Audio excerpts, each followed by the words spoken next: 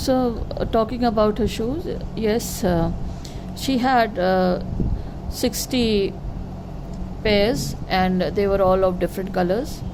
And she said that they were also all lined up in her closet. Cries of exaggerated politeness greeted this.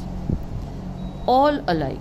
Oh no, every pair is different, all colors, all lined up. So that is what Wanda used to say when they used to greet her, that were they all alike.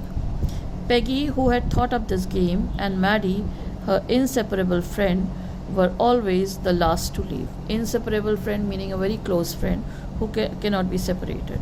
So that was about Peggy and Maddie. Finally, Wanda would move up the street, her eyes dull and her mouth closed, hitching her left shoulder every now and then in the funny way she had finishing the walk to school alone. Peggy was not really cruel. Now, the character of Peggy, that she was not really very cruel. She protected small children from bullies. She was a popular girl in school. She was pretty. She had curly hair and she used to wear different colored clothes. And so, she was a popular girl and she protected small children from bullies. And she cried for hours if she saw an animal mistreated. So, basically, she was a good girl at heart. If anybody had said to her, "Don't you think that is a cruel way to treat Wanda?" she would have been surprised. Cruel? Why did the girl say she had 100 dresses? Anybody could tell that that was a lie. Now, why she was against Wanda was because she thought that Wanda used to tell lies. She used to wear only one colored faded dress and she used to claim that she had 100 dresses. Why did she want to lie? And she wasn't just an ordinary person, else why did she have a name like that? Anyway, they never made her cry.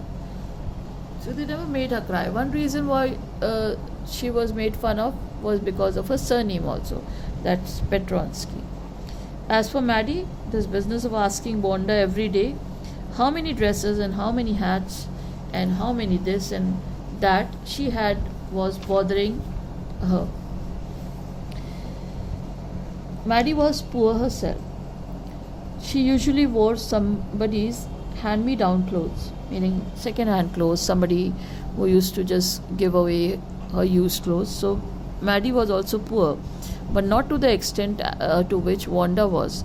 And she used to wear somebody's hand me down clothes also. And thank goodness she didn't live up in Boggin's Height or have a funny name. So she used to think that, well, I don't have a funny name and I don't live in one of the slums, the poor places, that is Boggin Heights. Sometimes when Peggy was asking Wanda those questions in that mocking, polite voice, mocking meaning having faults or meant to make fun of, then polite voice, Maddie felt embarrassed and studied the marbles in the palm of her hand, rolling them around and saying nothing herself. So when Peggy used to make fun of Wanda, then Maddie used to just ignore it and start diverting her mind to something else, and that was like rolling the marbles in her hand and saying nothing. Not that she felt sorry for Wanda exactly.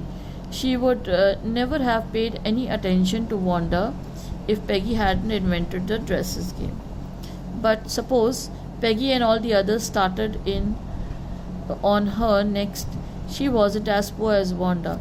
So the reason of ignoring her Wanda was that what if they started making fun of her if she spoke up for Wanda. So that is why she just didn't say anything. She wasn't as poor as Wanda, perhaps, but she was poor. Of course, she would have more sense than to say she had 100 dresses. Still, she would not like for them to begin on her. She wished Peggy would stop teasing Wanda Petronsky.